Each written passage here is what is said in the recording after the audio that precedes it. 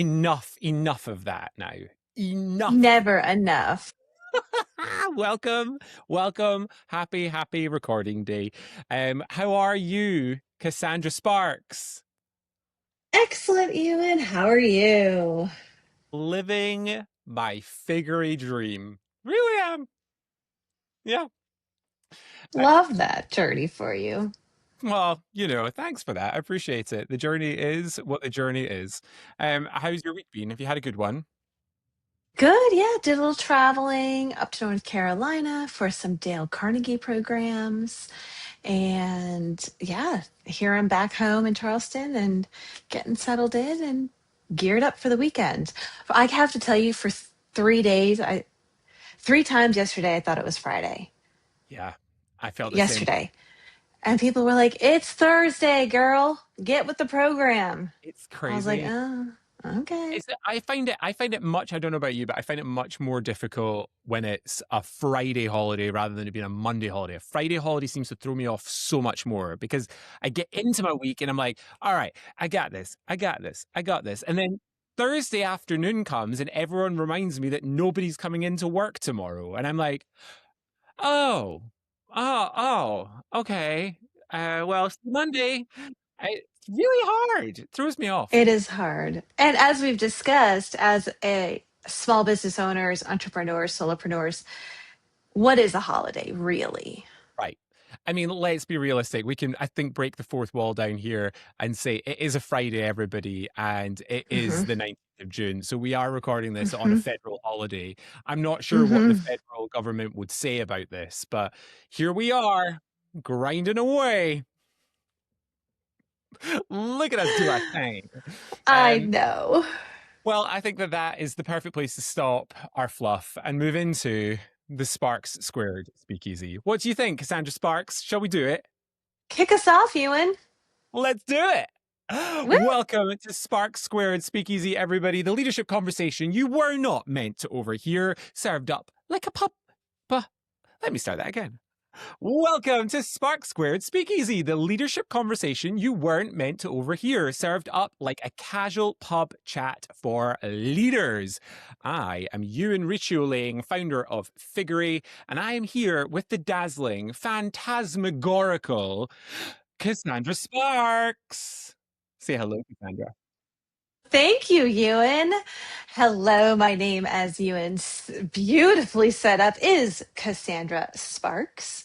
I am a motivational speaker and boldness coach, and I am just so excited to be here today. Well, aren't we just happy to be together? We always love our little Friday chats. I know that this isn't going out on a Friday anymore, but it's nice to get together at the end of the week, and I just enjoy this moment. So Hmm. let's tell the listeners and viewers what we're going to be talking about today. In this episode, we will be talking about something that is come up in a question that somebody has sent into the podcast. We're going to be talking about avoiding difficult conversations. Avoiding or leading into Mhm. difficult conversations. Hmm. So, folks, pull up a chair because this is real, honest talk about leadership in real life. Let's get into it, folks. The speakeasy doors are officially open. Woo! I just realized I Yay. don't have my headphones on. So I'm gonna put them on now. Just putting on my headphones. There we go. Okay. Hi. Okay. Now we can edit. We can cut that crap out. All right. Well, Cassandra Sparks, last week's challenge was, because we always do our episode Courage Challenge, last week's challenge was next time you're in the self doubt trench, think, what do I think? And what's the proof? How did you manage that courage challenge last week, Cassandra? What did you get up to? Well, one of my limiting beliefs or something that keeps creeping up on me is I'm, quote, not as far along as I'd hope or wished or thought. And that's what I think. The proof that got my brain straightened out was actual video of me facilitating a Dale Carnegie training this week and a separate Carnegie training last week. So movement is happening. There's proof in these videos. And to watch those videos, to see the pictures of the cohort of each week and to see their growth has been just exceptional. So that's been my like grounding force in the last 2 weeks is yeah, a reality check of you're doing the things, girl. It's good. Keep moving forward. Big congratulations, Cassandra, because I know how hard you work at the Dale Carnegie sessions. I mean, they are high energy, super engaging. So it is always so kind of reassuring when you get to see it back and you kind of think to yourself, okay, yeah, look at me go. I got this. It is a great feeling. We do that a It lot. is. Thank you. Yeah, no, absolutely. I know something that we do and something we were thinking about actually this week around the self-doubt piece. At Figary in our team, we do our touch points, one on a Monday, one on a Wednesday, one on a Friday, and they're like 30-minute project updates. And there are moments through my week before, leading up to, and after those meetings where I'm constantly in the self-doubt phase that we were talking about in our last episode of like, are we ever going to be able to achieve this or finish this or get this across the line? And it's honestly those little 30-minute moments with the team kind of coming together that we can give each other that sort of validation, that proof that, look, we are moving forward. Sometimes it feels like we're taking 2 steps forwards and then 15 steps back, but we are moving forward. Those 2 steps matter. Yeah, so there we go. I'm really, really proud of both of us for fulfilling our courage challenge from the last episode. And at the end of this episode, of course, we are going to pose this week's courage challenge. So please stick around for that. So, Cassandra, this is an exciting episode because for the very first time in Sparks Squared Speakeasy history, we have got a listener question. Give me an ooh. Ooh. I tell you what, even better than that, Cassandra, give me a hell yeah. Hell yeah. Look at her go. Okay, fantastic. That was corny as all hell, and I loved it. It was amazing. Okay. Okay, so let's get into our listener question. I want to say a big shout out to David from Charleston who has sent it in to us. So here goes. Hi, Cassandra and Ewan. I'm a food and beverage director at a hotel here in Charleston, South Carolina. Recently, I've noticed that some of the younger leaders on my team seem hesitant to have difficult conversations with our employees. At the same time, I've worked with senior leaders who avoid them too, but usually for completely different reasons. It got me wondering, why do so many leaders shy away from difficult conversations in the first place? Is it a confidence thing, a generational thing, or just human nature?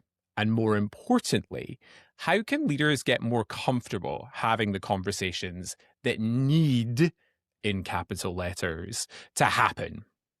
I love this question. Thank you so much, David, for sending it in. We are going to get right into it and we're going to answer your question in this episode because that is what this episode is going to be all about, inspired by you, avoiding difficult conversations and why leaders avoid them. So, Cassandra, what are your thoughts in answer to David's question? Why do leaders avoid difficult conversations? There's a myriad of reasons. Whether it is a leader or something in your personal life, difficult conversations are inherently uncomfortable because there's this embedded fear. There's fear of conflict and everything that that entails. There's fear of being disliked, fear of what if this conversation makes things worse, fear of not knowing what to say, of not having the right words. So when you put those 4 fears on top of each other and stack them up, that can create a state of paralyzation where people are like, I I'm not interested at all in having this difficult conversation because so many things can go wrong and there's so much anxiety and fear and doubt surrounding this. Yeah, absolutely. What do you think, Ewan? Well, I'm glad you asked, Cassandra. The reality, I think, is that for a lot of leaders, it is the fear of the unknown of having difficult conversations, and I don't think as I hate saying this now, it really fills me with dread, but as a more seasoned leader at this stage in my career, but I am really, You've really earned 23 that, still. sir. No, I'm You've 23. earned Shut that. up. No, no. I am 23 and I'm a new leader and I don't know anything. I Fair am. enough. I think as an old, wise, seasoned, wrinkled, graying owl of a leader, I think How that about a sage leader? okay, fair enough. But I stick with Yes, what because you have all the wisdom. You're a sage leader. I okay, fair enough. Okay. Um, old is what she's saying. The reality, I think, is that the reality, I think, is that the younger generation of leaders were, for many of them, put into post much quicker than perhaps I was or my peers, my generation were put into leadership roles. Because well, I remember when I was coming through my leadership career, I tried to become a manager. I mean, I can't count how many times I applied for supervisor positions, management positions, senior management positions, because I thought I had everything. I thought I knew it all. I thought I was like, what is there to this? I mean, it's easy. I can do the job. Surely I could be a leader. But there was something in those leaders that were above me and further forward in their career that obviously they saw that there was still those soft skill leadership skills that I hadn't quite mastered yet. Or for much of the case, it was that I just didn't even know that they existed or that they should be considered as a skill. So I think that the having difficult conversations piece was one of those skills that I had to learn to become ready to be a leader. And I think for a lot of younger leaders these days, David, to answer your question, as the sage, wise, old owls that we are, we have not always, if we look introspectively, we've not always set that younger generation of leaders up for success in giving them the skills and giving them the experience and giving them the push that they need to refine and polish these skills when they're supervisors, when they're team leaders, when they're captains.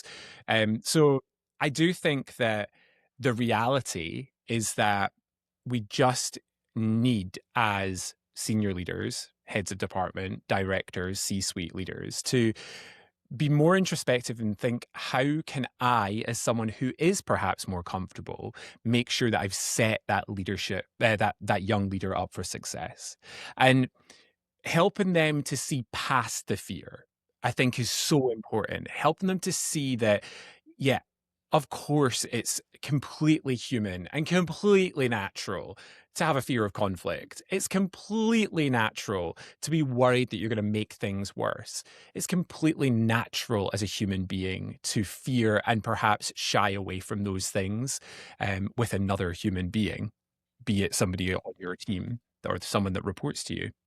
But helping them to instead see that we as their leaders are there to support them through that journey of polishing and refining and practicing and becoming more confident in having those difficult and challenging conversations. So I think my biggest piece of advice is really helping your leaders that are coming up behind you to see past the fear. Mhm. Yes. And if, like, to speak to David's directly and his question, if David or any leader like him that's experiencing this can start a conversation with, this is a safe space. Let's start this conversation in an understanding way. Let's keep it grounded in respect and in facts versus emotion. Like actually setting the parameters of what's expected ahead of time can create such more freedom in that conversation. You wouldn't think so because you're setting guide rails for it. But actually, those guide rails provide the clarity and the assurance for the folks that are coming to have these difficult conversations to come in without as much worry. And of Absolutely. course, our hope is that this leader has built the foundation for a space of trust and respect. Because when that foundation's there, these conversations are even easier, and setting the parameters is even easier. And it doesn't have to be this belabored concept. It's like, okay, what's on your mind? And it's important to me what you have to say, and here's how I think we should approach it. Let's keep it respectful. Let's keep it based on facts, and let's find solutions. There I you go. absolutely agree with that, and something we've kind of penciled in to talk about later on is around that structure and giving Hmm. people this structure around having a challenging conversation to allow them that safety blanket. And I think, listen, what you've just touched on there, Cassandra, is so unbelievably correct. As a leader, as I am having a development conversation with one of my junior leaders or one of my younger leaders that supports them to have those difficult conversations in the future more confidently, more consistently. I think that is all about walking the talk as well, because essentially, and something we'll talk about when we get to kind of the solution to how to have a conversation that's difficult, it all is grounded fundamentally in clarity, in transparency, and in trust. And whilst we as leaders need to be able to have those challenging conversations when a gap arises between an expectation and a reality, we also need as leaders to be able to understand the importance of having set that expectation clearly in the first place. Because I think one of the biggest challenges that we all face as leaders in today's world is that we don't spend enough time at the start of a team member's journey with us on the team, in the company, in their role, clearly setting out and then reinforcing the expectations that we have for them. Because we're at such fast-paced, high-volume environments, somebody new comes into the team, we hope that they very quickly absorb the expectations and then meet those expectations through their work output. The reality, though, is that as human beings, we need time to absorb, we need time to process, and we need time to practice. So when you're there, that new member of the team comes in and then inevitably doesn't absorb, doesn't understand, doesn't practice properly the expectations, a difficult conversation has to happen. And it's not normally done by the most experienced, confident leader in the team. It's normally done by a newer a team leader or captain who doesn't have the confidence to be able to have those conversations. So I think that if we really are thinking root cause, why is it that the younger generation aren't having difficult conversations with their team? I think that it fundamentally is down to two things. Firstly, we are not setting them up for success, allowing them the safe space that you talked about to be able to practice, to be able to get clarity on how a difficult conversation should happen. But secondly, we're not setting the expectation of the team members clearly enough so that when that difficult conversation happens, it's happening directly linked to a behavior or, even more importantly, an expectation that was set at the beginning of their employee life cycle. And that I think is every time we at Figary go out and do a Figary experience with a leadership team, and we talk about our Clarity is Kind workshop, or we're talking about conflict without the casualties, which is our difficult conversations workshop, that same thing comes up time and time again, is that it's very hard to have a difficult conversation with somebody if they don't know what the expectation was in the first place. It's kind of chicken You're and the egg, right? Yes, yes. So much of what you said is spot on. I can't even properly paraphrase it. It was so beautiful. So we'll just leave it there.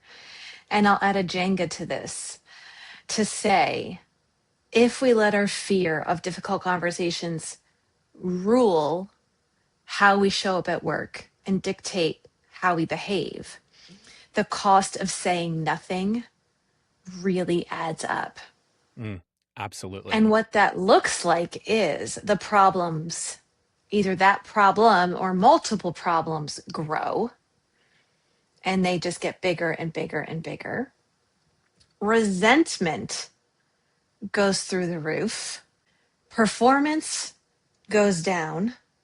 The team that's paying attention notices all these shifts, which eventually causes trust, within the team and trust potentially of the leader to erode.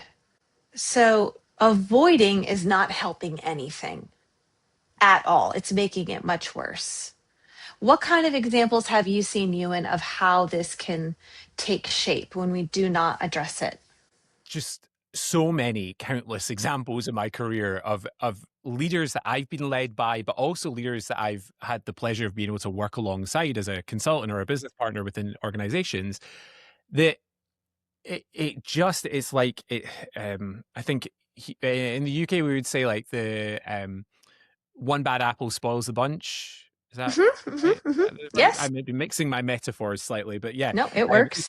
there's a strawberry in a barrel and a bunch in a box. I don't know. Anyway, I think that one conversation that isn't had just can lead to such cataclysmic issues down the line. I was really lucky when I first went to start working at Celebrity Cruises. I went shipboard and I worked as a learning and development consultant on board their ships. And it was one of the most brilliant experiences I had in my learning and development career, because for those that have ever worked on cruise ships, if you haven't, you should know that the human resources function on board a cruise ship is just crazy. It's an insane experience. You see all sorts of life happening in front of your eyes constantly every day, from the most joyful, wonderful experiences to the most heartbreaking moments, and it all happens in of what some people would have as the size of their own closet. Like, these HR offices are teeny, and you can find space. And learning and development always inevitably is in kind of like the corner of the room. So we're not there right in the heart. We're in the corner of the room, just far enough away to be called upon if needed, but also not close enough being be involved in every single conversation. But it used to always be one of these wonderful things where I would see, not wonderful actually, who would be one of these frustrating things that I would see, where I'd be listening to somebody, a team member, a crew member coming in with a grievance about a leader. It's about something had happened and it wasn't handled the way they thought it should be handled. Inevitably, they were annoyed and frankly pissed off about it. And it's a big deal on board the ship, because you don't want to be pissed off about anything, because you live there and you work there for 6 to 8 months without a day off, working 14-hour shifts. I mean, it's not the place where you want your mental health to be impacted. You want to be in a happy space. Well, So these sure. small moments really do have an impact, and they're like the little bits of kindling that just they burn away, and then suddenly, woof, this fire erupts from them. And these little moments where a leader chose to ignore a behavior and it pissed that person off enough to make them want to come down to our little cupboard in the hull of the ship and just get it off their chest. We always saw that as the start of something. And it wasn't always necessarily about that one person, because the reality was it could just be a personality clash. But when you heard like 2 or 3 little bits of kindling of leaders not addressing situations, or not handling a situation the way it should be handled, that was when our little HRE alarm bells would go off, and inevitably L&D would be dragged out of their dusty corner of the HR office and be like, up you go and see what's going on. The friendly face of the HR office would come up and we'd have a look and see what was going on. And 9 times out of 10, there was nothing sinister going on. There was nothing malicious or devious or anything bad like that. It was just simply that there was a burnt out leader who was exhausted and tired and not confident or ready to be able to have a difficult conversation with someone because of all the things we just mentioned earlier in the podcast. All those things. They were worried it was going to make things worse. They were worried it was going to cause conflict. They were worried it was going to whatever, right? And I think that the big sort of problem with ignoring it is that those multiple little bits of kindling, those multiple missed conversations, those multiple moments of letting a performance slip or letting the trust erode turns into this bonfire that is very hard to put out as a leader. It requires some very dramatic set break point where you can draw lines in the sand, and that takes effort. That takes a Mhm. huge amount of hard work on your part as the leader that's caused it, but also on the part of all of your support network around you to try and rebuild that trust, rebuild that confidence that the team have in you. So that would be the my kind of takeaway as a leader that's listening to this. If you're hearing this resonate with you in a way that you're like, I probably should have just addressed that. Firstly, the train has left the station. Do not go back now and try and fix it. This is not something you can go and backtrack on. But going forward, just take this as a moment to remind yourself that that is one little piece of kindling that you're adding to that potential bonfire that's going to be very hard to put out in the future. Mhm. Absolutely. I like the kindling and bonfire. We don't want to call the fire brigade to have to come like rebalance the team to feel safe and productive, because when missed deadlines and poor performance and toxic behaviors all come together as that kindling, it inevitably leads to guest complaints or customer complaints. And that causes even more problems for the leader. Mm-hmm. So, the moral of our story, folks, is avoiding these conversations is doing no one a it's just a big disservice. 100%. And the reality is, though, Cassandra, is that again we go back to, if only leaders were set up for success. If only leaders were given the skills and the tools to be able to feel confident going into these conversations. And I think that for a lot of us in our mind as leaders, we overthink the process. And that if I'm completely honest, controversial opinion alert here, I think that, and I say this as somebody who's come from a very different HR culture in the UK and Europe to a very, very Americanized HR culture in the cruise line industry, which is an Americanized HR culture, to now being based here in the US. I don't think that the human resources world has always, not 100% at the time, but has always done itself a service here. I feel like the one of the biggest concerns for people, particularly work in big brands, big companies, where there are big HR, employee relations, employee law departments that are there to support you. I think that for a lot of young leaders, that is such a foreign land to them, that concept of like a corporate HR department or an employee relations department or an employment law department in some companies is what they're called. Mhm. It was so scary, so far from the grasps of understanding for many young leaders that they just avoid any conversation because they don't want to risk getting HR involved. And that Yes. obviously is a problem. And I don't think that I say we, because I'm a part of that HR world as a learning and development professional, have always done ourselves as a massive service there, because it does lead to us having to come in to fix a fire rather than to support a little bit of kindling. So with that, I was wanting to share with you something that we do share in one of our workshops, in one of our Spark Leadership Journey workshops, in a lot of them. This comes up in actually about 3 or 4 of our different 30 workshops that we have, and it's called the Grow model. And the Grow model is something that I was actually that was shared with me when I did my executive coaching courses way back over a decade ago, and it has stuck with me.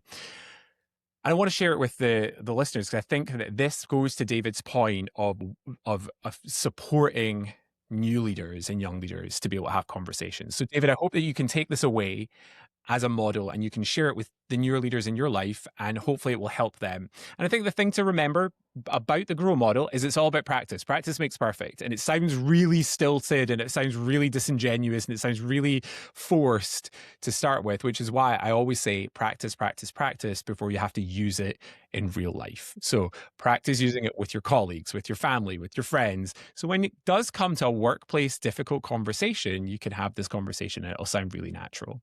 So GROW, GROW, stands for G for goal. So the first thing we're going to do when we're having a difficult conversation is we're simply going to restate the goal. In our case as leaders in operations, restate the expectation.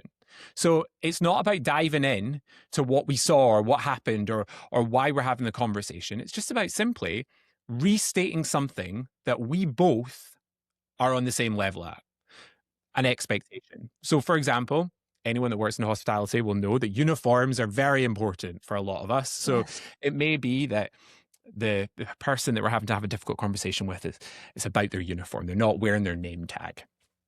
So we would restate the goal first. We would say, for example, Cassandra, Hmm. just wanted to remind you of the expectation we have around name tag usage. And then we're going to just pause for a second. And we're going to naturally then move into the next part of the model, which is the reality. So we're then going to move into what we see. And this is really important. And where a lot of leaders fall down is that they don't talk about reality. They talk about opinion. They talk about what they think. They talk about what they feel about a situation that might have happened. And that's, quite frankly, a load of bullshit because nobody cares. Nobody cares. It is Hmm. not about your opinion. If you've set the expectation clearly to start with, and that person has even imaginarily signed off on that expectation being what we do here, when we go up and approach that person 6 months down the line to have a difficult conversation and say, hey, Cassandra, just wanted to speak to you about that expectation that we have as a team around name tag wearing. I notice that you're not wearing your name tag today. And if we just pause, zoom out from that conversation, what is going through the mind of that employee, that team member, everything is going through their head is probably, yeah, caught me. Yeah, you're right. Yeah, that was an expectation that I'm well aware of. And yeah, you're right. I'm not wearing my name tag. So far, everything is the opposite of opinion based. It is That's right. fact based, it's Hmm. reality based, it's very objective. And then this is what tends to happen with leaders. At this point, a new leader, particularly who wants to prove themselves, or an older leader, more experienced leader who wants to show their wisdom, will jump in after going, Cassandra, remember that expectation we have around about name tags? I noticed that you're not wearing your name tag today. And their next step naturally is they want to fix the problem because we're problem solvers. I work Hmm. in the hospitality, travel, and tourism market. I mean, we are problem solvers. We get things done. So we say what we should have next. So I want you to go back down the stairs and I want you to go and get your name tag from your locker and come back up to work. Or I want you to go down to the HR office and I want you to get them to make you a new name tag, for example. But ultimately, when we do that, the problem we have is that we are spoon feeding our employees solutions. And we are setting a precedent that if you break a rule, if you don't meet an expectation, if you step away from what we do here, then I'm going to do all the hard work to bring you back into alignment. And Hmm. that's Hmm. sending a huge message to our team members. So we flip it on its head. The O of the grow model, after we've restated the goal and we've explained the reality of what we've seen, the O stands for options. We get them to come up with the options. So we just ask a Ooh, they question. take ownership. Ownership, Hmm. absolutely. So we say, Cassandra, I just want to remind you of the expectation that we have here around wearing name tags. I can see today you're not wearing your name tag. What are you going to be able to do to resolve that before you start your shift today? And now, Cassandra, it is your job to tell me what you're going to do about it. Now, if this is a brand new team member, you might need to give them a little bit of help, give them a little support around finding the options. But the reality is that for 90% of people, they know what the options are. I'll be right back. I'm going to go and get my tags in my bag. The last thing is W for way forward. Once they've decided what option they're going to take, we want to confirm with them before the end of the conversation how we are going to do things going forward. So, Hmm. next time you come to work, are you in agreement that you're going to make sure that you come up to work wearing your name tag? Something to clarify, confirm, and get a buy in from that team member. If Hmm. we can Hmm. use the grow model really effortlessly, super seamlessly, practice, practice, practice, so it doesn't feel like it's four things being kind of parceled together, but one natural conversation, it will become very hard for that team member to instigate more conflict, to allow it to fuel the fire, the bonfire that we were talking about, make the problem worse. Because all we're doing, instead of blaming or talking down to or being opinionated about, instead, we are putting them back in the adult seat and letting them handle things like an adult. And that is the grow model. And I learned it years ago. And I really hope that it helps even just one new leader out there to feel just that little bit confident about going up to a team member in their team and having a conversation that might in their head feel difficult, but in their heart really have impact. Ewan, that is spectacular. It's a model rooted in respect and empowerment. Would you, if you please, go through quickly GROW one more time, just what each letter stands for? Absolutely. We're going to G, restate the goal expectation that we have as a team, as an individual. We're going to comment on the reality that we've observed as a leader. We're going to give them the opportunity to come up with options. And then we're going to confirm that they are agreed to a way forward for the future to make sure it doesn't happen again. Clarity. Gotta love an acronym, right? Oh my gosh. So we have clarity, we have facts, we have empowerment, and we have commitment. That's what Oh, those four, love each of it. those four stages represents. Is amazing. I love this model. It's good, isn't it? And I honestly would love It's to be able to great. attribute it to somebody, but I have no idea who it was that created it. But it is a really useful model, and I can't find it in any books because I would love to have a book. So if anybody out there does know who it was that the Grow coaching, workplace coaching model came from, please, please share it with me. I would love to know more. Um, well, listen, Cassandra, we have done a great chunky. This has been a girthy episode. Yes. Did I make you blush? Uh, I'm going to move on. Okay. So, David, thank you. Thank you so much. While she twizzles her hair, David, thank you so very much for your question. You've given us lots to talk about and lots to think about. mhm. I don't know what I'm just thinking about. I have absolutely no idea. But anyway, if Yes, you would like to, as we're getting into not a speakeasy secret. after hours. All right, everyone, submit. Please submit your question for a future episode, just like David did for this one, in the comments. If you're listening to us on social media or watching us, of course, on social media, and if you would like, you can also send us a DM with your questions if you prefer it not to be public. We will be more than happy to anonymize your questions as well. It has been Indeed, an we absolute will. pleasure answering your question, David. Thank you so, so much. Yes, thank you, David. We appreciate your boldness in coming forward and posing this question for us, and we hope it helps.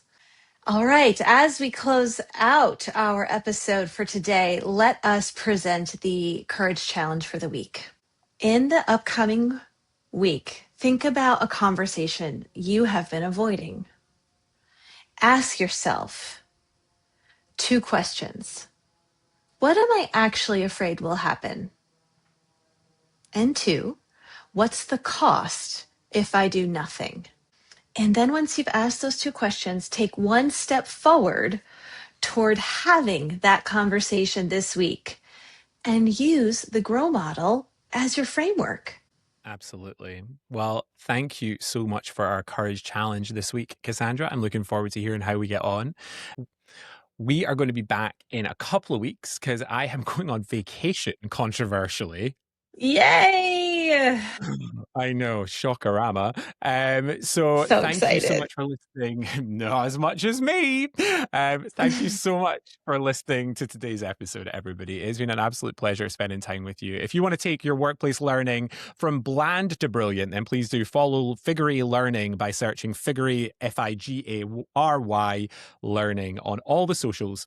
And you can also follow me, Ewan Ricciolane, spell EwanRicciolieing, where I am always sharing some exciting leadership tips, tricks, and a little bit of fun along the way. How about you, Cassandra?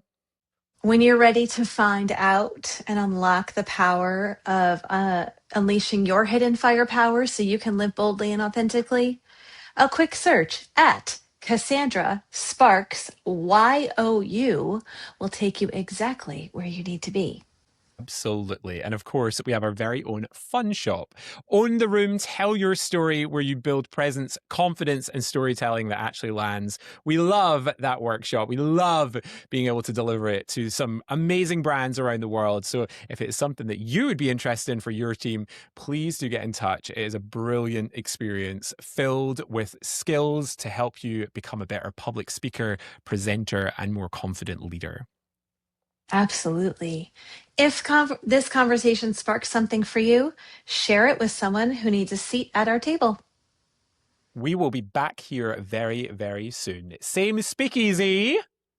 Same Sparks!